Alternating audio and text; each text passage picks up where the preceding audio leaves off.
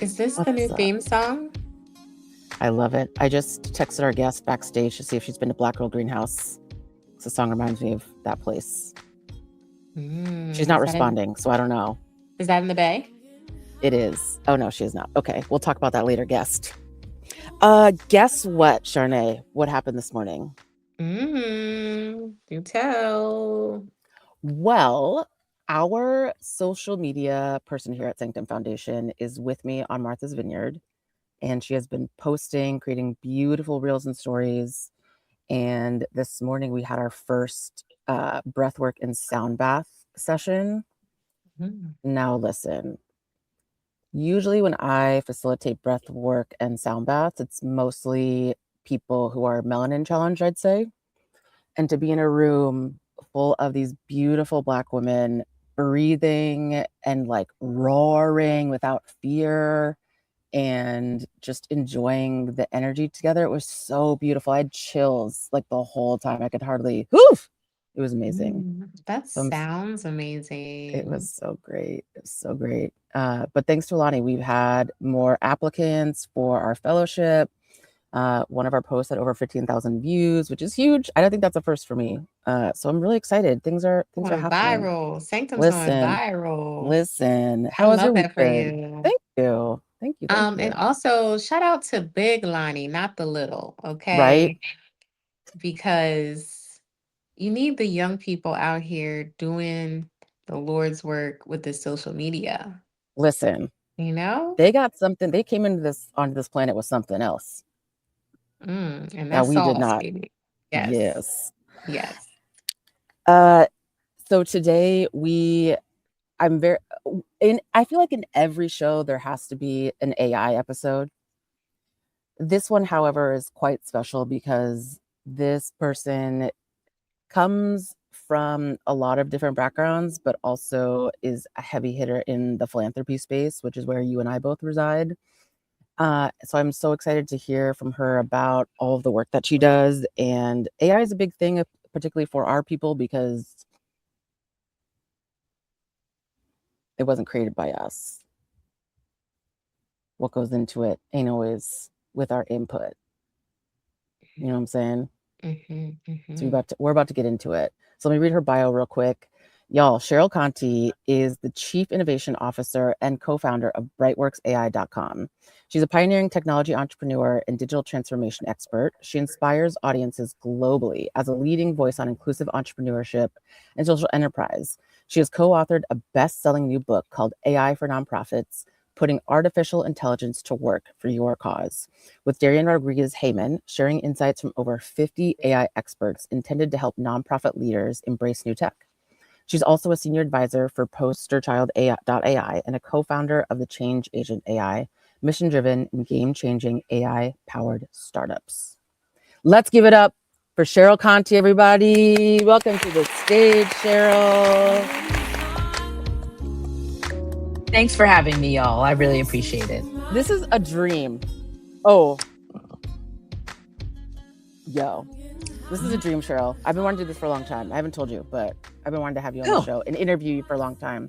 So I feel like whenever we see each other, it's always in passing or at events, and we don't really get a lot of time to just like sit down.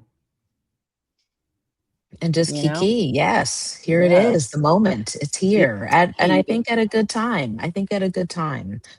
Right? Like AI is definitely on people's lips. I wrote this gigantic book, and I like to joke that this 500-page book, she's got a big fat ass like her mama, and people like both of those things. They like the boat, they like both. So, you're with someone who knows what she's talking about. We interviewed 57 different experts across many different sectors just so that we could bring the best of practical and tactical ideas and opportunities, to people who want to make the world a little better. Yeah. So you've had a full probably 5 minutes to think about this question. Okay.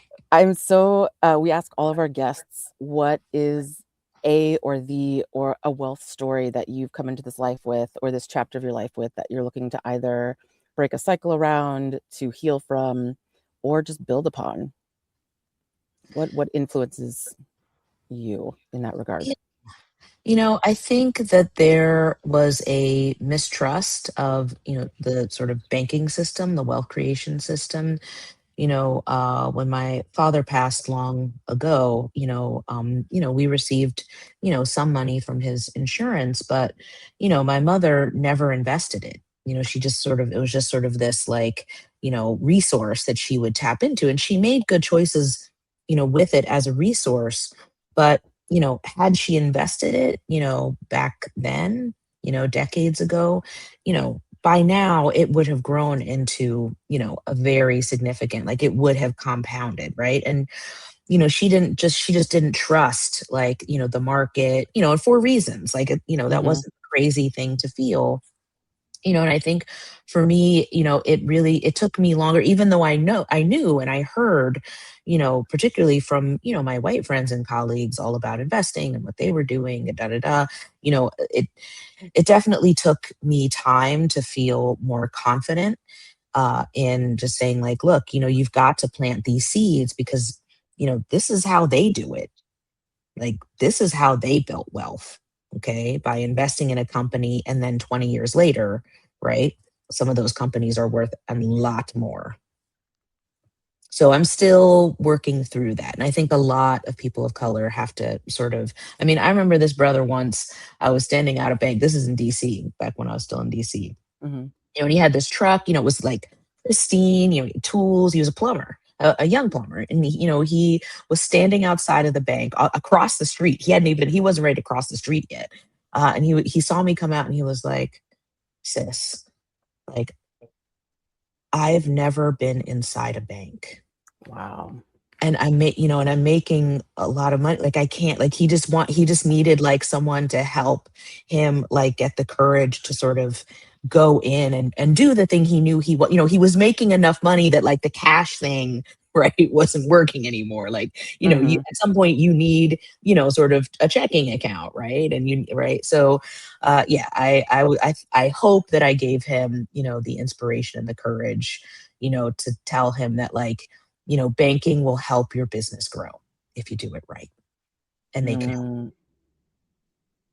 I can so see that. And you've got that energy about you that's very, like, giving and, like, holder of space, but also you're hilarious. So it just it all helps. I'm a safe person. People feel very comfortable being asking me for directions.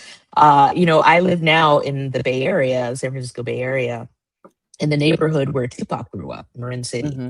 And I knew Tupac's mom. She was always down at the CVS, what was used to be the CVS here.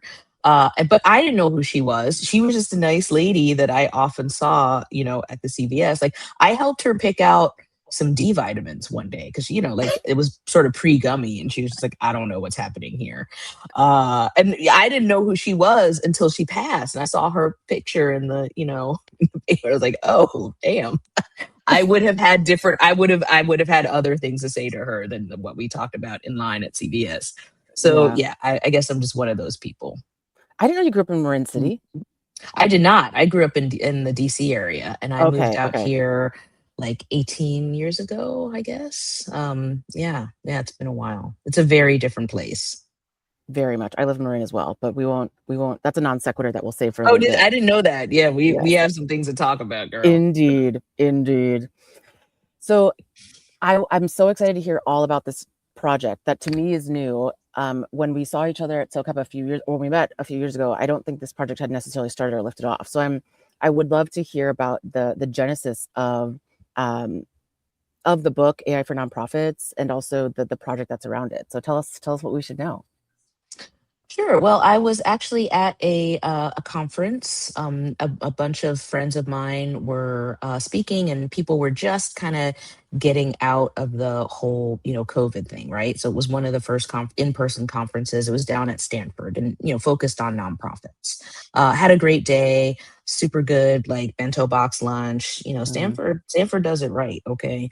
And during, sort of the, chit chat, they actually had a focus group, to their credit. It's the AI Human Centered Institute. And afterwards, an old friend, we were walking out to the cars, and he said, "You know what, Cheryl? I was thinking about writing a book on AI for nonprofits. You seem like you know a lot of cool nerds. Do you think you want to do that with me?" I was like, okay, maybe. And, we just started talking. It was great. My co-author, Darian Rodriguez Heyman, his firm is Helping People Help. .com, which is the name tells you a lot about who he is. An amazing experience, and we were a very good, I think, balance for each other. Wow. And yeah, tell us more about it. Like how did it come about, and what was it that drew you into the project? What was the connection for you? For me, it was an opportunity to learn more about AI. I already was getting up to speed. That's my life's work has really been, how can we use emerging tech, whatever that emerging tech is, to help, the people who are helping the people, right? So AI, was on the scene. This is like, I want to say 2021, maybe 2022. So, for me, and 5 interviews in, with our experts, I said, you know what? By the time I'm done with this book, I'll know as much as anybody else about AI. And that is true because nobody knows, even the people who are literally building these tools. Like the afterword is written by an old friend, Blaise Aguirre Arcas.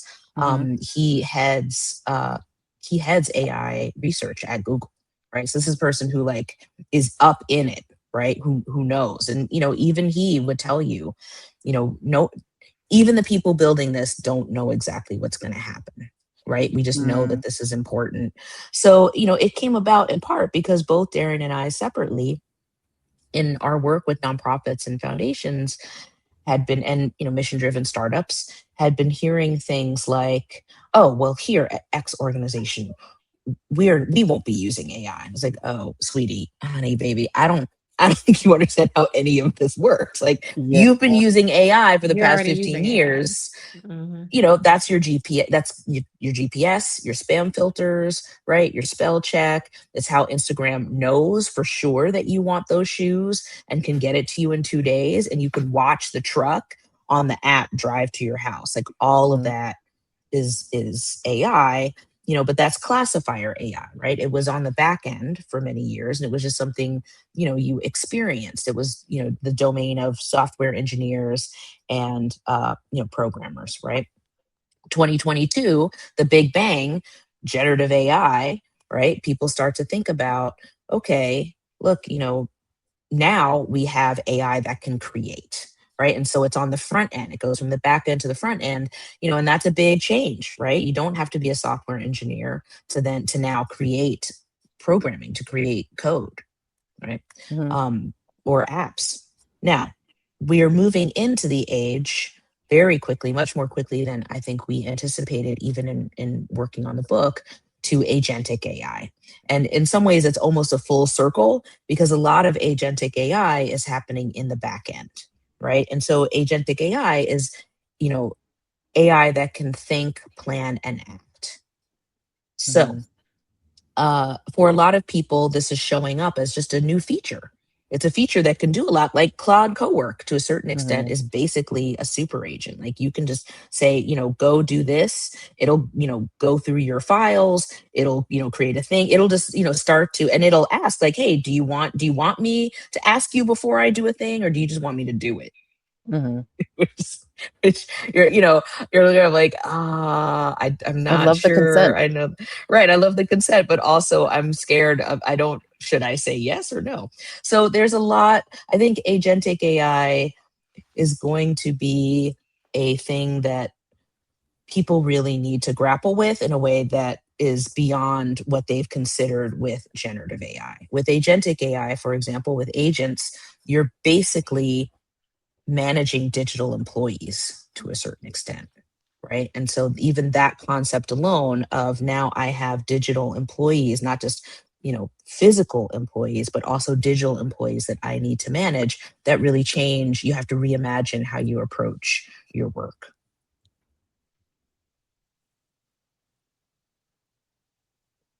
I'm waiting on you, Charnay. I'm trying to let this sit.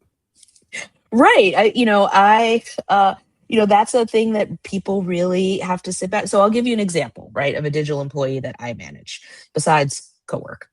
What kind of insurance do you provide for them? I'm kidding. They don't need health insurance. Yeah, they don't need health insurance. Wow. I hate scheduling. I'm terrible at it. I can scarcely manage this time and space as opposed to considering other times and other spaces. So I found a scheduling bot. I call her Lexi. It's skej.com, skej.com if people want to check it out. But essentially, Lexi, you email her with her like you would, any virtual employee, but she's not human. And, 80% of people, I would say, don't realize that Lexi is not a person. They don't look up sketch.com. They just start, she's just very friendly and she's like, hey, Cheryl said, I'll CC and I'll say, hey, Lexi's gonna talk to you, I'm gonna hand you off. And she will, without me, after the first message, she will just talk to the person who's wanting to schedule with me all on her own and then book the call. Right. Oh, it's skej.com. Oh, I was on Yes. sketch.com, which is apparently something else. Yeah, it might be something. Yeah, I don't know what's going on over there. But skej.com, and mine is LALEXY. She's the only black. She's the black digital assistant. You can choose. You can choose. They have different ethnicities. They have different vibes. Okay, depends. There's Dolores. Who's like more like your abuela. Like if you need your abuela to be your scheduling assistant, they have you there. Santa, they had Santa. You could have had not to be short for holidays. Santiago or no Santa Claus. The white Santa Claus okay. during the holiday. Yes. Oh, It was white Santa. Or in Charnay's case, the black Santa. No, well, but anyway, but 80% of people, I will say. And so then, oftentimes if it's, a group of people, I'm scheduling with and we're talking, I'll say, hey, were you aware, did you know that Lexi was a bot, that was an agent? And they, people like, what is happening? Like, what? Because it's very natural. Like she just sounds like a person, right? Like any other person they would schedule with. 20% do notice. Like it will, she says there's a little footer that says, hi, Lexi is not a person, just so you know. There is disclosure, but people, because they're just trying to get the task done, right? We're trying to meet with Cheryl, let's get it done. They just walk right past it because it's a very natural experience and a very day-to-day kind of task that is easily automated. And that's a thing that I often tell people is AI is an amazing intervention for the types of tasks that are on your plate that you save till Friday at 4 p.m. and then don't do, right? Like what are the things in your workflow that are the most tedious, repetitive, right? Time consuming, like expensive. AI can take a lot of that off and automate it. You still need to, human in the loop, right? You still need to review it, right? Someone needs to supervise what's happening. But, think of how much, money, time, energy, stress you save, right? By taking off those undesirable tasks. So then you are left with the work that only humans can do, right? Human to human. And I think especially if you are, an entrepreneur, right? You have a whole new opportunity, right? To scale up more quickly because, you don't have to do all the things anymore, right? You can have helpers and help of various forms. Yeah. Wow. How do you see communities, our communities, leveraging AI. I mean, oftentimes, I mean, we started this conversation with the plumber who was fearful of stepping into a bank and kind of like scaling and trusting wealth in that way. I've had a conversation with a tech nonprofit CEO just this week. And, she was saying that, like, even though AI is something that we all know and understand because we're in the space or the industry or a bit more adaptive to technology, she just came across someone who thought she was talking about Allen Iverson. No lie. And so, just curious from your vantage point, especially talking to over 50 experts doing the work that you're doing, and the book that you wrote, just wondering like what you're seeing from a community perspective in its relation to AI. Absolutely. And that is a disturbing thing to hear. I mean, I will say that, even though there's a little bit of a shade of, other groups are using this, technology, for the most part, Black people are keeping up in terms of adopting AI. So that's good news. Um, what I will say in terms of communities, AI presents both, a huge risk, but also an extraordinary historic opening. Right, the risk is that we enter an economy where wealth, capital, business, ownership are already distributed very unequally. Right, and technology has tended to amplify the systems into which it's introduced. So if you already own assets, AI will help those assets grow faster. If you are already economically vulnerable, AI, may introduce a new form of instability. But okay, so that's the risk. The opportunity. AI dramatically lowers the cost of starting a company. And in our community, of course, we don't have the same resources, right, with which to launch companies. So you're lowering the cost of entry to start a company. You're also lowering the cost to reach customers and to access expertise. Right. You now have, do you need to talk to somebody with medical expertise? Do you need to, talk to someone? Like, I actually ran a whole permitting process for my contractor, because he was doing it the old fashioned way. And I was like, oh, hold my beer. Let me give you 5 minutes and I will get you a rough draft of permit because I really want you to build these stairs, my man. Like, let's go. So, but I'm not a contract. I'm not an expert on, I'm not an engineer, but all of a sudden I had access to essentially, a junior engineer who could help me. So, Wow. I think that's right. That's the good news. It can also allow someone with very deep community knowledge, but limited capital to build a very specialized business. So, I really don't want, the conversation, you know, around people of color, you know, to focus solely on workers who need protection from AI.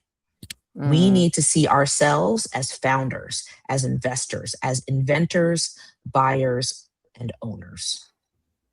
Amen. Amen. And I love the way you reframed it of like we've never really had protection in the first place. And so like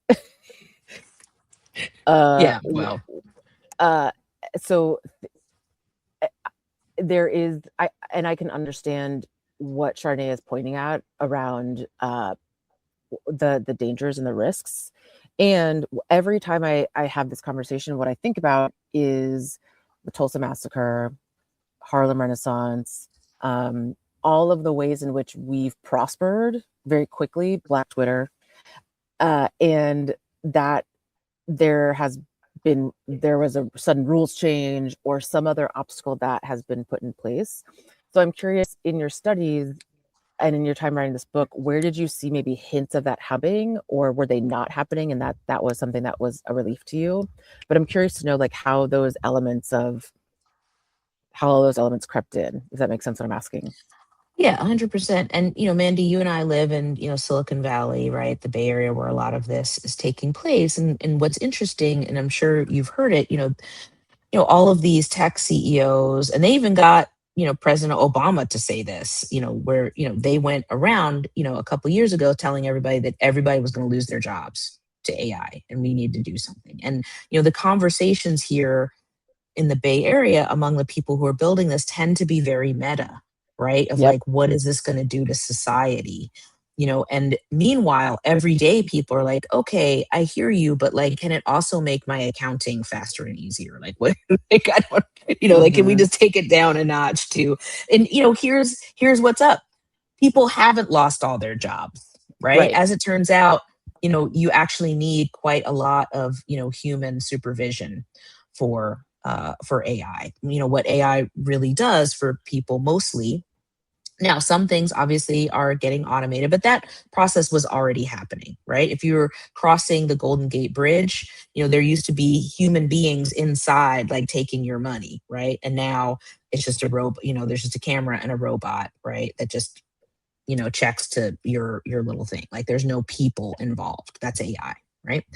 So yeah, I think that it is so important that we think not so much about how do we protect ourselves, but how do we own the things that we create with AI, right? Not everybody's going to lose their job. In fact, I talked to someone who's been in this, he's like 80 years old. He's seen here every, big innovations. And, look, with every big innovation, jobs are created, right? Opportunities are created.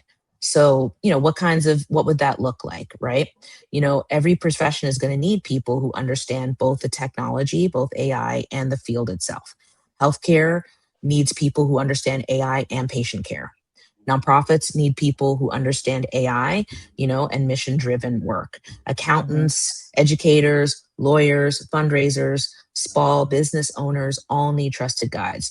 We're going to need fractional AI officers. We're going to need, prompt engineers, people who know how to talk to the robots and get them to, get the best results out of them.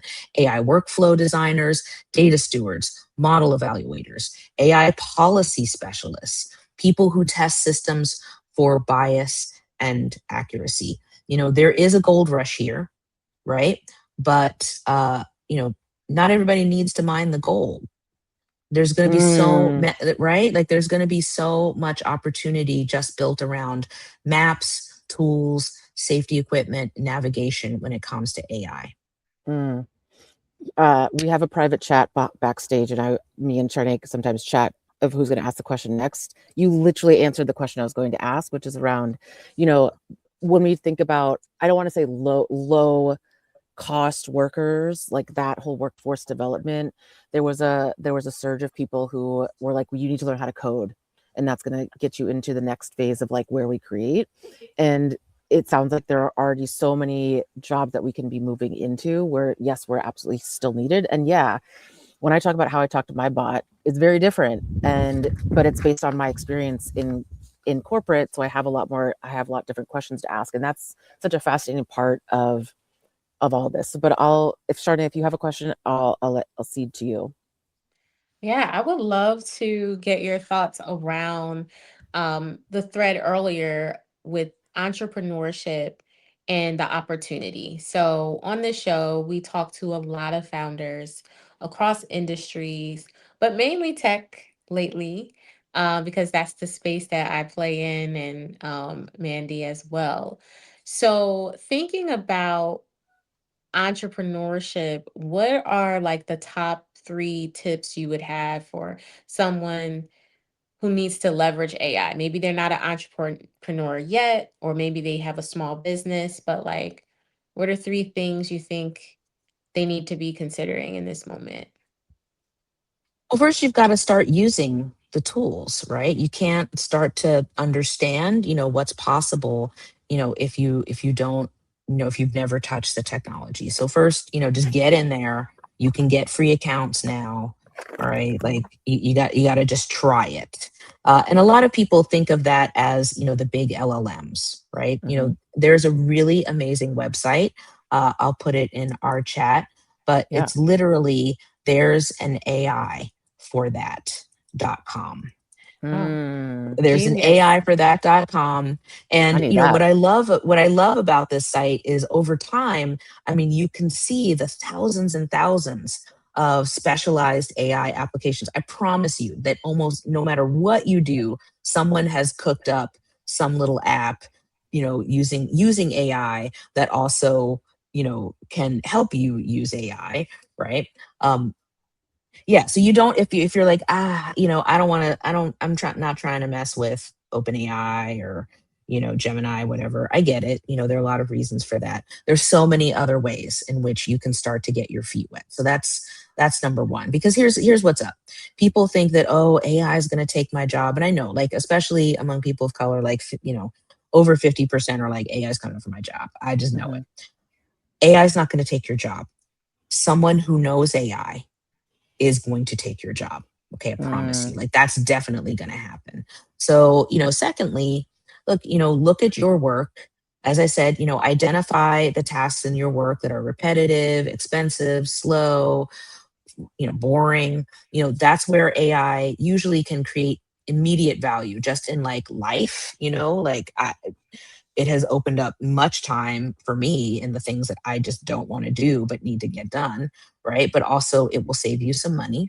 And then third, you want to develop expertise that's hard to commoditize, right? Relationships, judgment, cultural understanding, trust, taste, deep knowledge of your particular community or, your particular thing that you do. And then you can start to ask an ownership question, right? Not just how can AI help me with my current job? You can start to ask yourself, how can AI help me create a product that I see, people could use, launch a business that doesn't exist yet, or it doesn't exist in this neighborhood? How do I own intellectual property? How do I reach, customers and clients directly? How do I get expertise and ask questions about the things that I don't know about? How do I get the certificates or the permits or, the knowledge that I need in order to get my business up and running? AI can answer all of those questions. So, that efficiency is going to help you survive that moment, just learning how to use it and use it to become more efficient. But, it's the ownership, right, of what you create that's going to create wealth for you. And let's talk about ownership. There has been a book written recently called Nexus. I can't remember the author's name. I know his second two names, but he talks about how we're able, the way in which we own things, because it's IP, because things are based on credits. It's a different monetization strategy. How do you see our ownership of IP or ownership of AI backed products, which are all of them, oftentimes they start as freemium? How do you see like the business models changing in a way that adapts to that? Yeah, I mean, it is a challenge, right? Because, the surge, kind of, what we call now Web 2.0, social media, sort of like the next level, of the internet, really concentrated wealth, right? I mean, a lot of things have concentrated wealth, but that is, a thing that has happened, right? And has made it a lot easier for, the K-shaped economy, right? Where some people are doing great, some people are not doing so great, right? So, what I love about AI potentially is that it can democratize the ability to create something valuable, right? But that is not the same as democratizing wealth. So Black Twitter, very valuable, right? Very valuable. Indeed. Did it create wealth though for the people, who were contributing in that cultural, very significant way? So, it's not the same as democratizing wealth, right? Democratizing something valuable is not necessarily the same as democratizing wealth.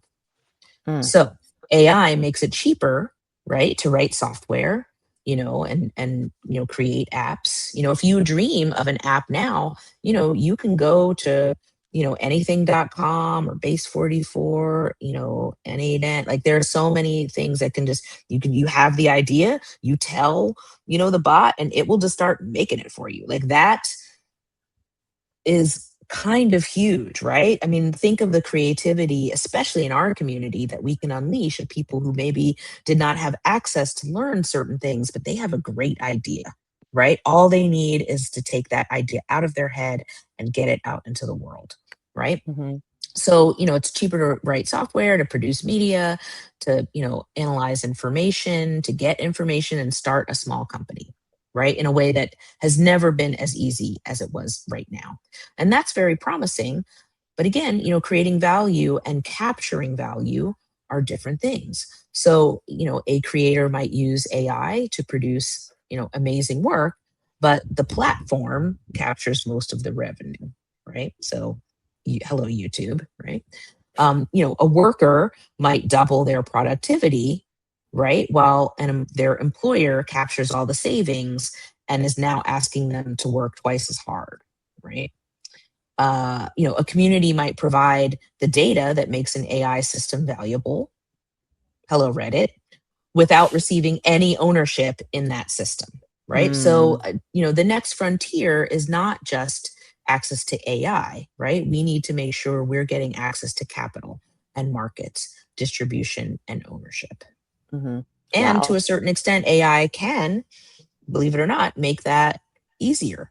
I used AI, for example. My former nanny, has always dreamed of launching her own, little mini daycare. Right. And so she came to me and she said, Cheryl, I really want to do this. Would you be willing, she's basically trying to, crowd raise, right. Among, her folks. And I said, you know what? I don't need to give you $5,000. I did some research. San Francisco, she lives in the city of San Francisco. San Francisco has all these projects and plans to give you money. Here's a list. Here's where they are. Here are the links. Okay, you qualify. All you need to do is fill out these forms and you can get the money that you need, right? Mm-hmm. Think about that, right? That all of a sudden that knowledge is at your fingertips. There are resources that you don't know and that you may have been kept from knowing are available to you. You can now just ask, where could I get the capital to get this business? Or what will it take? Who's got grants out there? They're running a thing here in Marin City where I live that my 10-year-old son is going to apply for. Please pray for me, y'all. Okay. Like, because he is obsessed with launching his own business. So I was like, you know what, apply. But they're running this. It's $2,500 worth of training. It's 12 sessions. But the idea is micro enterprise, and at the end, you qualify for $10,000 to start your business. Now, Let's go Cougar account. If you're not, I'm on this, particular Marin County supervisor's email list, Stephanie Moulton Peters. If I didn't get that email and I didn't read the email, I wouldn't know that that program even exists. Okay. So, I think that people need to unlock, and this goes straight back to your first question of like, I don't have enough. I don't have what I need. I don't have the education. I don't have the capital. No one's going to help me. Like, there's someone who can help you now.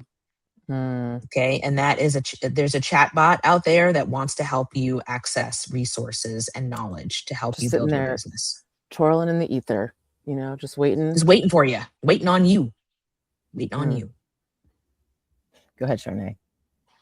No, I think this is really great. I hope that all people can leverage AI and this momentum at the same pace. Like, you know what I mean? Like, yes, we're using tools, but it's my hope that there are more resources, groups, and nonprofits out there that are helping to like train folks to really get up to speed. Because if we're using it, I'll speak for myself.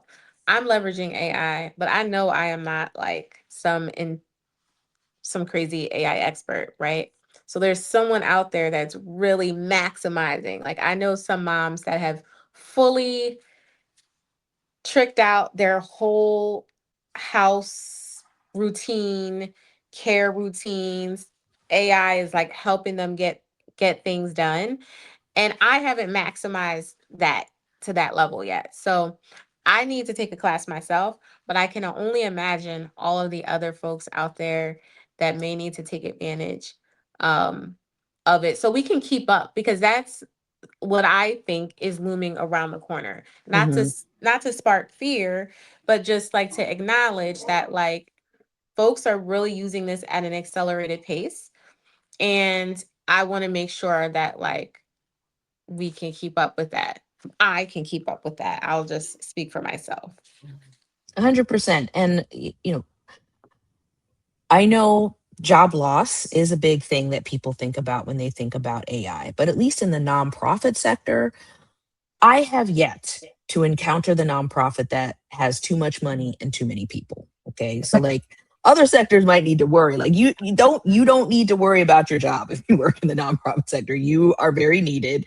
Instead, right? It's about, how do we unlock, what if we were able to do 10 times as much work in half the time? And then instead of getting burned out, right, I can actually get more time, with my family, or, laying down face down after watching the news, or whatever it is you do in your spare time. Okay. No, do you, no judgment. Okay. I might do both some days, is all I'm Girl, saying. oh my goodness. Okay. Like, just keeping it real. Anyway, I would say a year or two, the stat that I used to tell people is like, hey, only 10% of nonprofits have AI policies, and only about 50% of nonprofit employees have used AI in the past 30 days. Checked those statistics before a keynote I had in front of hundreds of nonprofit fundraisers last week. As of 2026, like 50% of nonprofits have AI policies. Wow. And 92%, something like that, of nonprofit employees have at some point tried AI. They might not have done much, but they have encountered it. They have made an effort. And that is actually higher than sort of the for-profit sector. For-profit sector is more like mid 80s, right? In terms of percentage. I know. Well, it's because I think word is spreading, right? Just as you said, Charney, like, you can use AI to help you. Like, like, do you want to get and we're more always done? strapped for people. No one has enough, right, people to do. And there's so many. Every nonprofit that I've worked with has this long list in their minds of like, oh, if only we had more money, if only we had more time, if only we had more people. Now you have that. Okay, you have that. And to your question, Charney, how do you get started? You can ask AI. You can put it in the prompt. Teach me about AI. I have done this. I have done this about certain very specific things where I'm like, tell me more about, agent governance as opposed to AI governance, right? Because I'm that kind of nerd. Like, I'm into that. But, in your case, if you're less of a, Star Trek, Strange New Worlds watching nerd like I am, new season, check it out. If you're not that, if that's not your lifestyle, you can just start with like, hey, I'm new to this. Here's what I do for my job, or here's what I want to be doing for my job.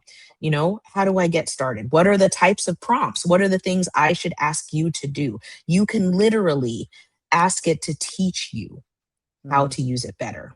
Now, that they might shut that off at some point. So get in there now. Well, you can just ask it pretty much anything. Cheryl, the Star Trek reference, on point. It's very polarizing in my house. My mom thinks there's too much phi for the psi, and my dad's like, this is great. So it's a constant discussion. But in my mind, there can never be too much psi or phi. Yeah, and it's really, for me, not about like, is it Star Trek? It's more like, which Star Trek are we talking about, right? Like, right. I'm talking about Strange New Worlds. Like, that's like all, but no, Strange New Worlds. Yeah, no, that. Speaking about AI, I mean, some crazy stuff happens in the new episode, like, that really, girl, like, don't give anything away. I'm not giving any minute. I'm just saying, at the end of that, I had to sit a minute, okay? And I had to sit for a minute and be like, okay, interesting. Like, face wow. down, not one of those times where you had to it wasn't face down. It was more like, let me go water some plants and stare into the middle distance off my deck. Let me go have some free will. Okay. Yeah, just experience like choices and my choices. Like, were they choices? I don't know, Mandy. Cheryl, you almost had a segue a little bit earlier, but I want to bring us back. You've been in the nonprofit space for a long, long time. And you've been on boards of nonprofits, of like publishing companies. And so it makes sense to me why you would write a book about AI for nonprofits. But I'm curious to know, like, what else about nonprofits specifically where you like, this book needs to be written for this sector as opposed to for profit or like the tech? It does. 100%. You know, there was a time, a very exciting time, you know, mainly sort of in the run up to the Obama years and sort of midway, most of the way through the Obama years, when the nonprofit sector in many ways was the cutting edge. It was the frontier of tech, particularly when it came to social networking and social media, and just sort of like how do you bring communities together, how do you fundraise together, right, and support each other. Like that was a very exciting time. Yeah, so that's no longer the case. Nonprofits have very much fallen behind for a lot of different reasons, right? For a lot of different reasons.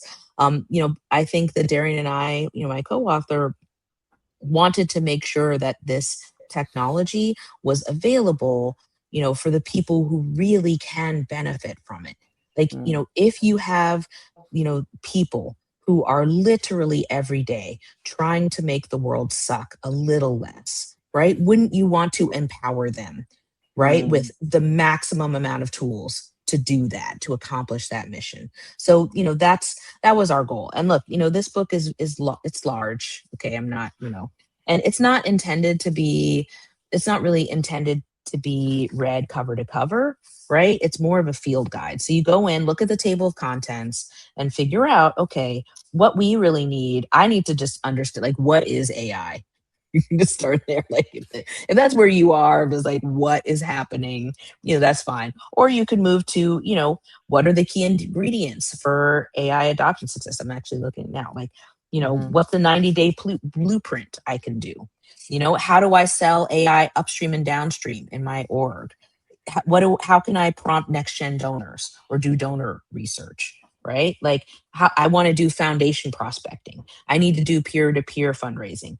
I need, you know, translation, right? I need better volunteer recruitment or analysis. I need better advocacy. Like, we've got it all. I need better cybersecurity, right? Risk mitigation is a really, really big deal. And one of the things that I say in my talks often is, look, I want to leaders, right? If you're probably, if you're listening, you're a leader. What is the dumbest and or most dangerous thing one of your team members could put into a public AI? They've probably already done that. Okay. So this is not a technology problem. This is a leadership imperative. What are you going to do about that? Because it's probably going to happen again tomorrow. Okay. So, you know, the book, you know, and I'm not just, you know, pimping the book, you know, like, we wrote it for a reason, like, but you know, but, you know, you know, like, if there's a resource for you folks. Yeah. Okay. I'm trying to help you. We've got answers, you know, and it's not, you know, we really wrote it so that it's really frameworks and helping you think about these things. Obviously there are some specifics, but, you know, the technology is evolving very rapidly. Like I said, you know, there's one nonprofit, I think it's Blackbaud. And Blackbaud literally this year has introduced over 70 different AI driven updates to its platforms. And probably you have only noticed, if you're using Razor's Edge or whatever, you've only noticed a couple of these, right? The rest of them are just new features. It's just built in. It's just happening. It's just happening. So, you know, the time is now. Yeah, Cheryl, it's been like being on boards and watching the companies that I've been able to observe just like over the last year, not even, maybe even the last 6 months, like seeing the pace. I think that's maybe what Charnay was scratching at earlier, is like the pace at which things are changing is, for me, sometimes where the overwhelm comes, because there is that feeling of constantly being behind. And it's just so fascinating that the same thing happened with pictures, but it wasn't quite as fast. We used to take, 5 pictures a day, and now we take more in a minute than we do an entire year. And our phones have so much capacity, and it's just, how do you feel about the pace, and what do you tell people when they maybe come up with that overwhelm? I did a talk to a school board here locally, and mostly for the love, and because we got to support our educators. Okay, so it's board of directors of a fairly large school district here, and when I walked into the room, there are 20 different people and 20 different emotions. Okay, I could look at one person and someone was really excited. someone was really anxious, someone definitely wanted to hide under the desk. Like that energy was definitely there for that person. Some people were already mad at me. I had not said anything and they were already angry that I was there. And look, y'all, I have had all of those feelings about AI earlier today.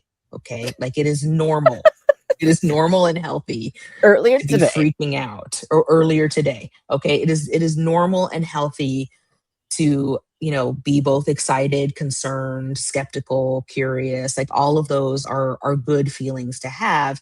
But, we have to, especially as leaders, we have to show up, right? You have to keep showing up beyond pushing past the fear and the feelings to what do I need to know today?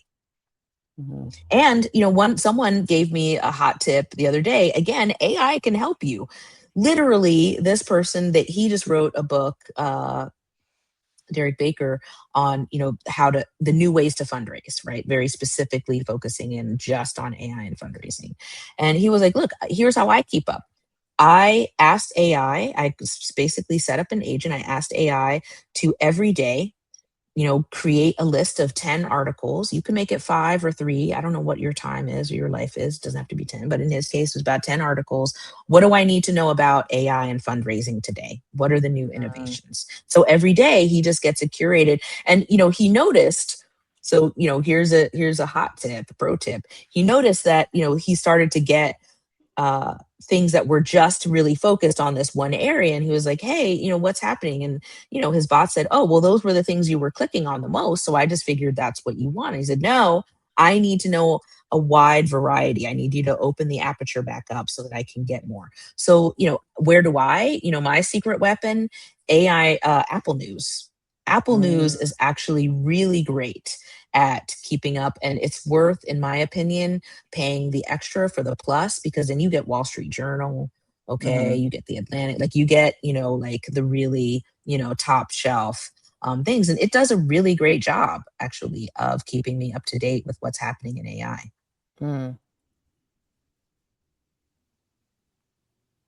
I can't believe we're almost out of time.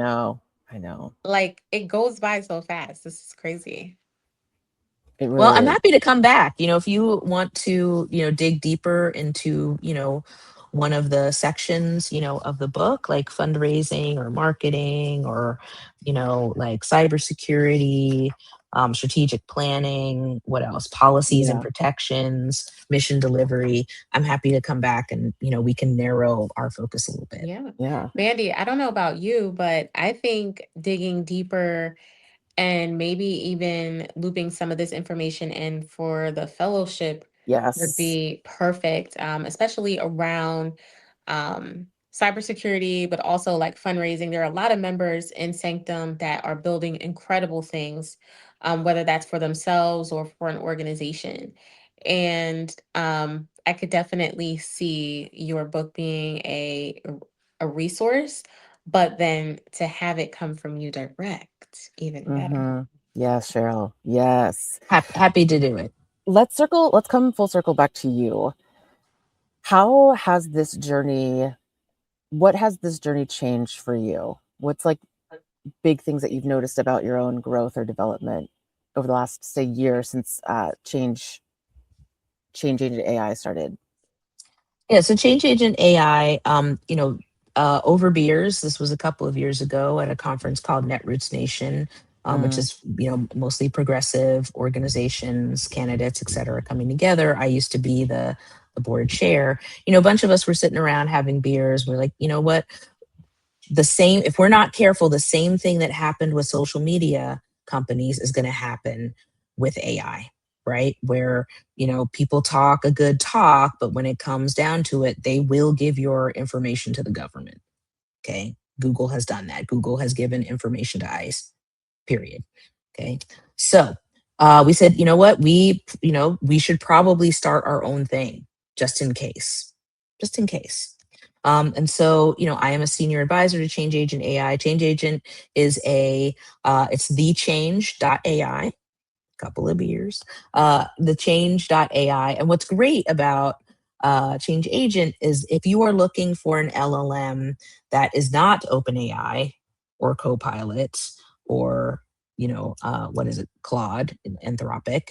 If you want something not that, if you want something that is eco-friendly, right? It is data private and data secure, specifically for vulnerable populations. It's trained on the values that you likely share, right? So bias, if you're worried about bias and that kind of thing, Change Agent is for you, right? It is built for teams to work together, in a safe way, in a powerful way. And here's what also is great about Change Agent. You can talk to an actual human being, right? Like you sign up for Claude, you're on your own. Like Claude can tell you how to use Claude, but there's no human being who's going to help onboard you, who's going to talk to you about your team dynamics, who's going to talk to you about your mission, and help your team get started. And right, but Change Agent is there to actually help you if you want it. Wow. So yeah, happy to show people, just like, what is it, what all is it? Show me the AI. I haven't been in there, so I need to hold my hand. We'll do it together. Yeah, That's because fine. I want someone to hold my hand, webby to webby, just like get all the way in there. Just like I can't. Yeah. The other one I want to give a shout out to, in part because the CEO is a brother. I am also a senior advisor to posterchild.ai based in Oakland.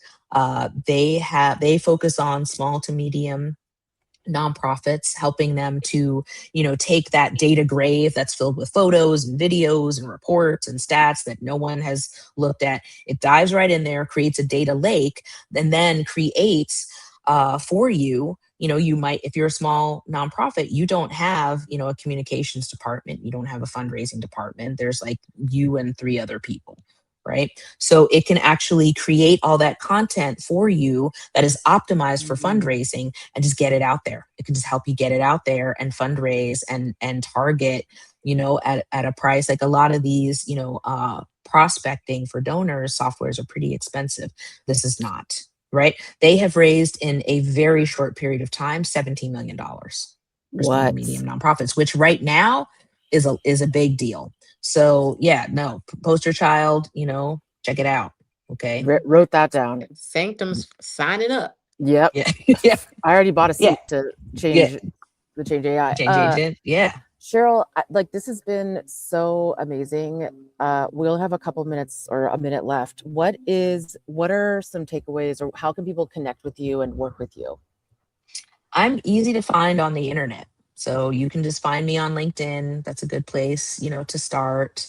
I love doing fireside chats. It's a really great way to pull AI out of the shadows. There's a lot of shadow AI, although that 92% I talked about, it's all just individuals with their own little account, right, in various places. And that's not great, right? That whole ad hoc, loose chaos situation. So happy to come and do a fireside chat, with your team, just to get the conversation going so you can start to get them on that 90-day path to a strategic plan. Cheryl at brightworksai.com. Also, you can reach me there. Mandy and Charney, thank you for the work that you do. Thank you for the women that you are. Thank you. It's an honor to be with you. Oh my and God. It's an honor to speak to your amazing, the folks who are listening to you right now. I so appreciate that. Thanks for joining us today. I mean, you're a rock star. So we appreciate you taking time out of your day to come talk AI with us. But most importantly, all the offerings that came out in this conversation. So to be continued for sure. Indeed. And To be in the continued. Bay. We live too Yes, ma'am. close. I right, know. Cheryl. I'm gonna see you at the Starbucks here in Marin City, girl. Indeed. Cheryl, thank you so much. Tell Carl I say hi. I will. Okay. And I will hopefully see you back in the Bay soon. But everyone else will see you tomorrow. Thank you. Bye, everybody. Cheryl.